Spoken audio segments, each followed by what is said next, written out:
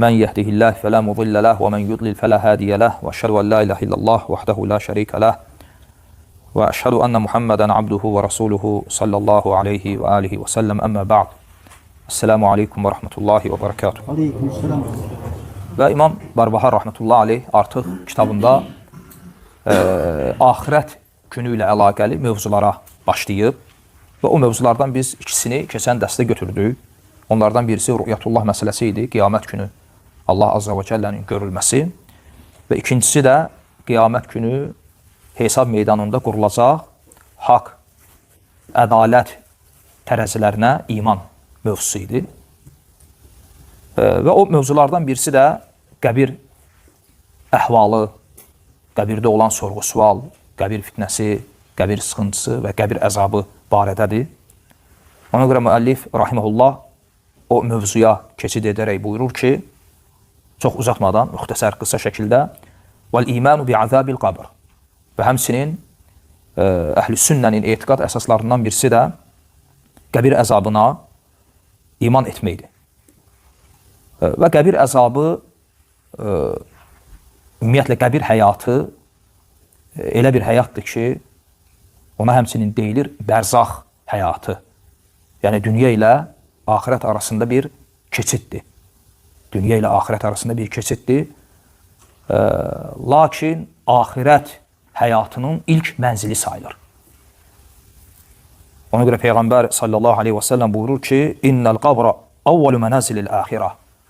Həqiqətən də qəbir axirət diyarının ilk mənzilidir. Çünki axirət yolçuluğu ölümlə başlayır. İnsanın qəbrə qoyulmasıyla.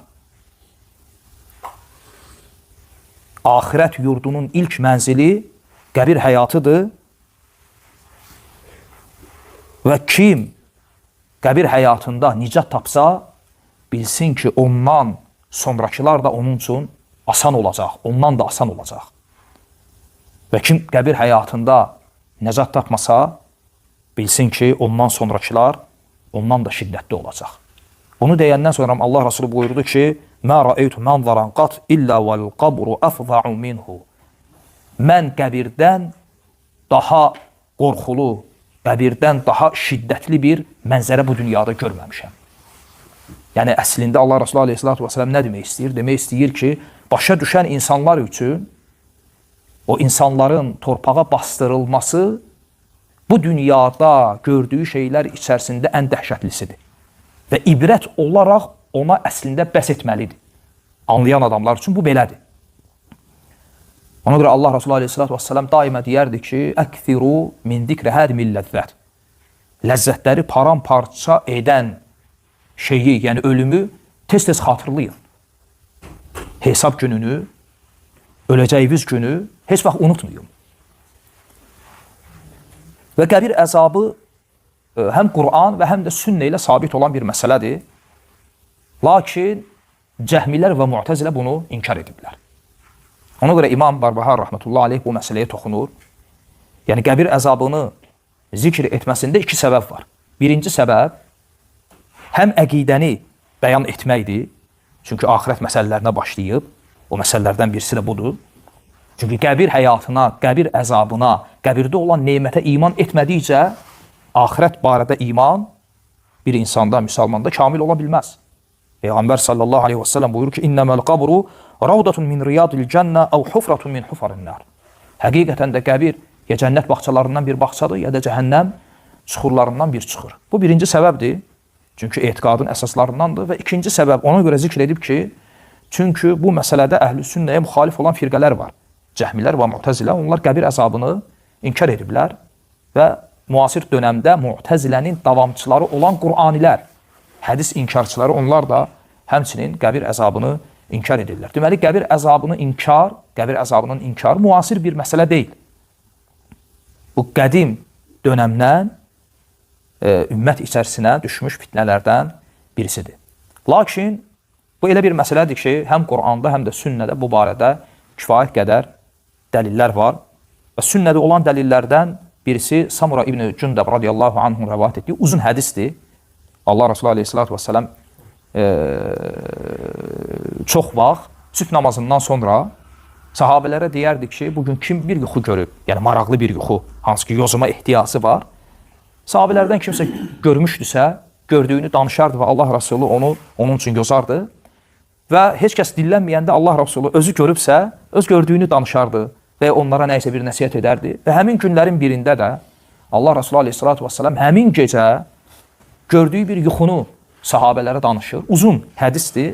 Hədisin xülasəsi budur ki, Cəbrail və Mikail iki mələk Allah Rəsulunu gecə götürürlər yuxuda ikən və Allah Rəsuluna qəbir əzabını göstərirlər.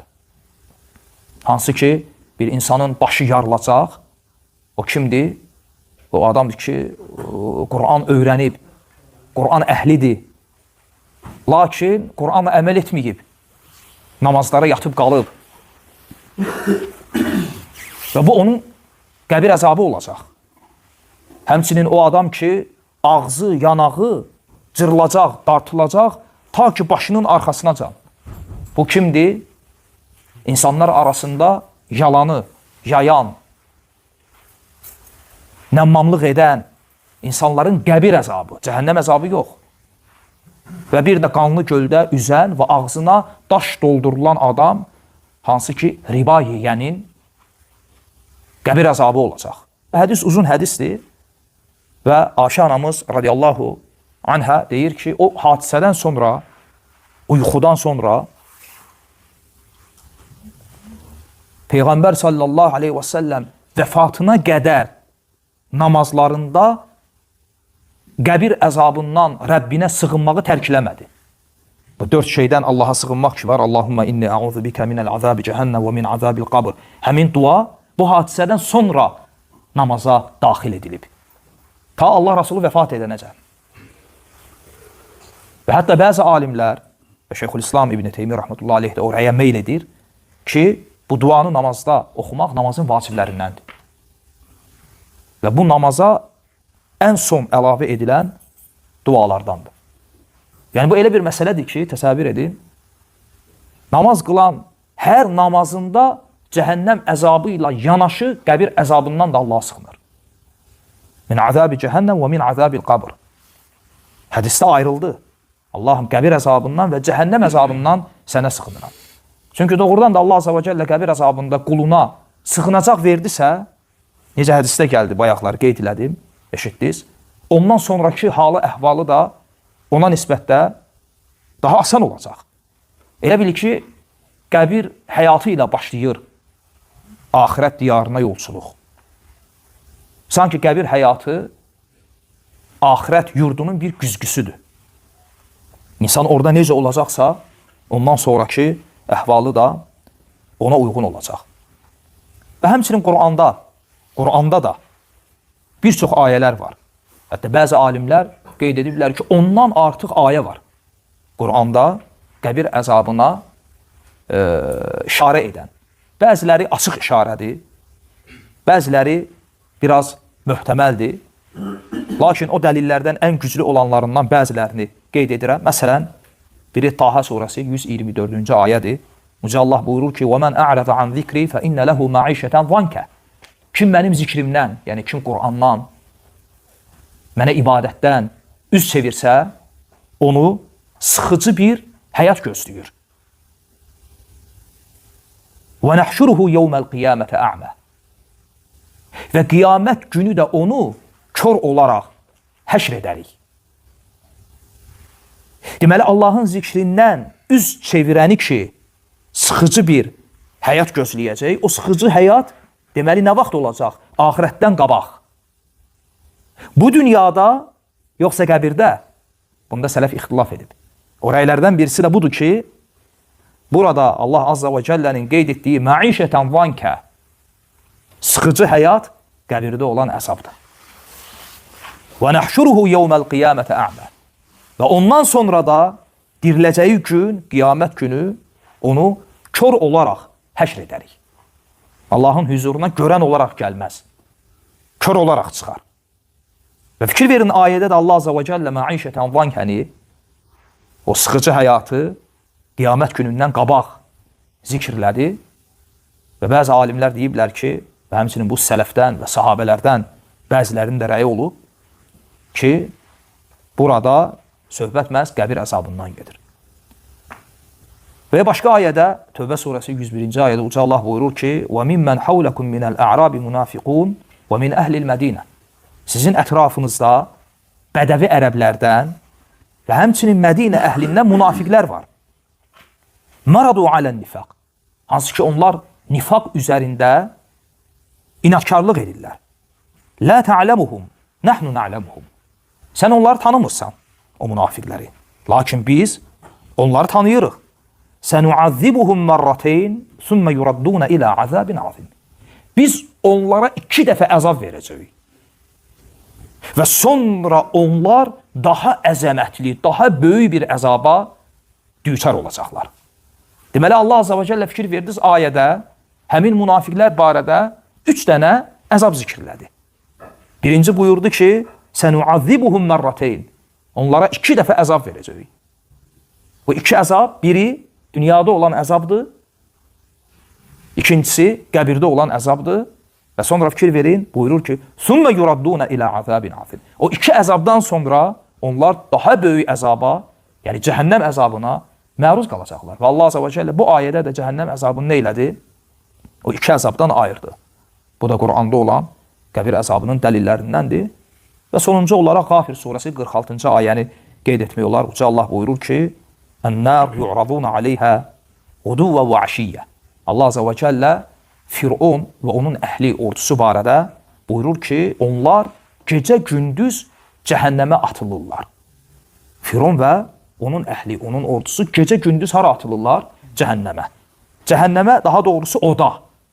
Ayədə cəhənnəm gəlmir, ən-nar, oda. O od, cəhənnəm odudur, yoxsa qəbir əzabıdır? Ayənin davamında Uca Allah buyurur ki, وَيَوْمَ تَقُومُ السَّاعَةُ أَدْخِلُوا آلَ فِرْعَوْنَ أَشَدَّ الْعَذَابِ Qiyamət qopduqda isə deyiləcək ki, Fironun əhlini daha şiddətli əzaba atın.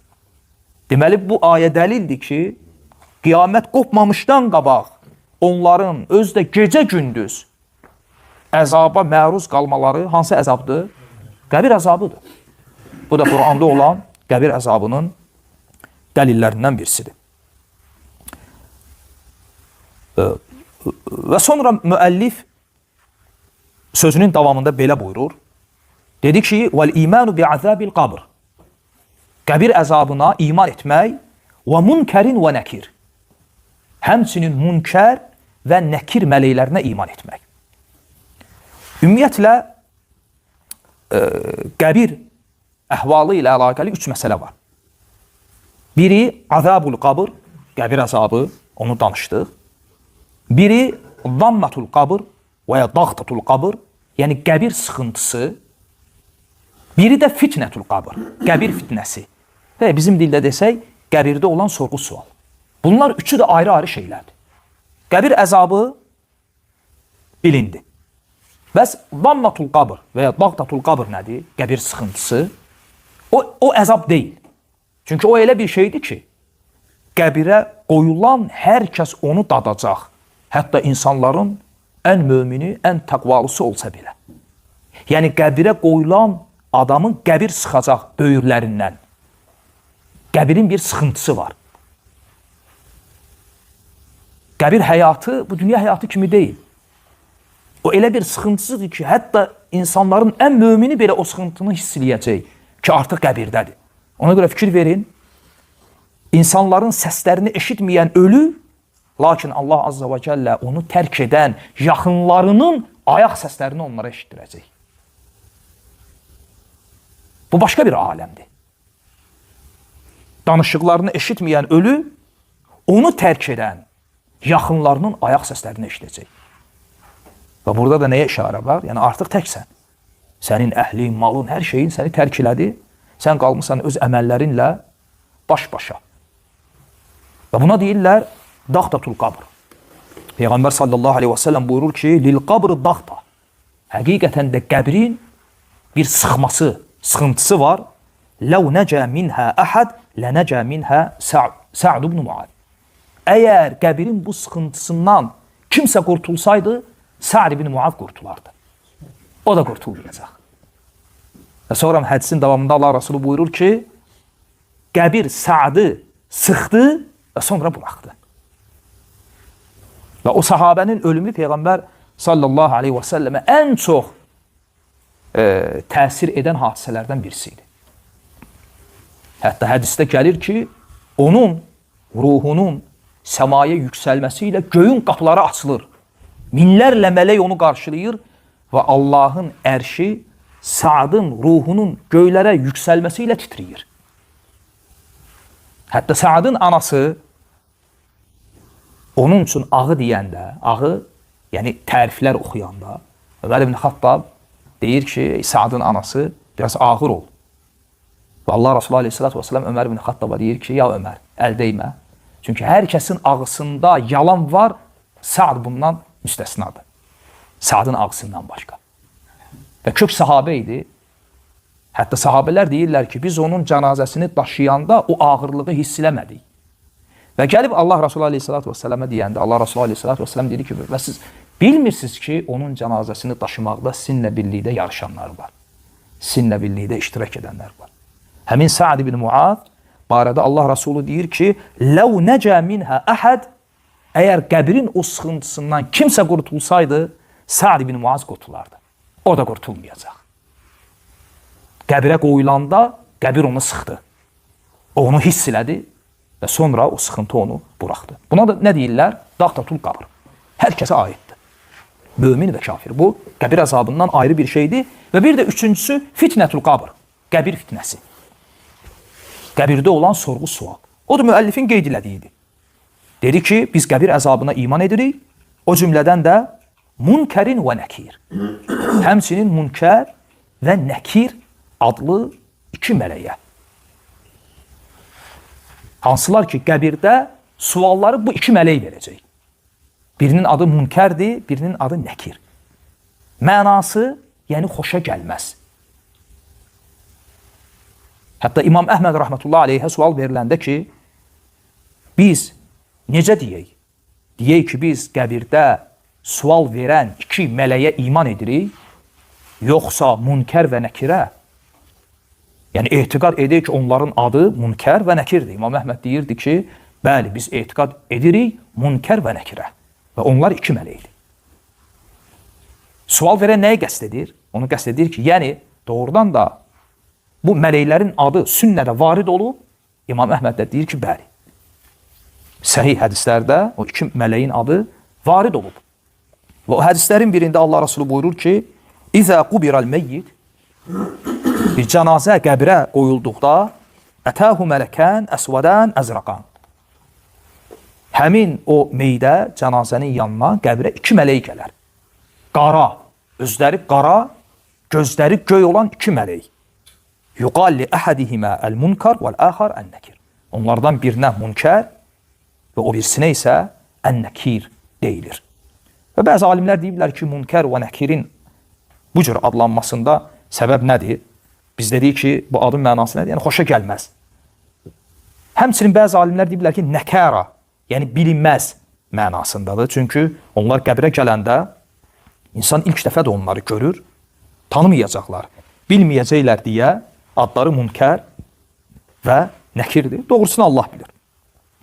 Və bir rəvayətdə gəlir ki, onların gözləri şimşək kimi parlaq və səsləri də göy gürültüsü kimi şiddətli olacaq. Və onların qəbirdə verdikləri suallar əslində bəsit suallardır. Sual olaraq götürsək, Rəbbin kimdir? Dinin nədir? Və sizə göndərilən insan, yəni Muhammed sallallahu aleyhi və səlləm kim idi?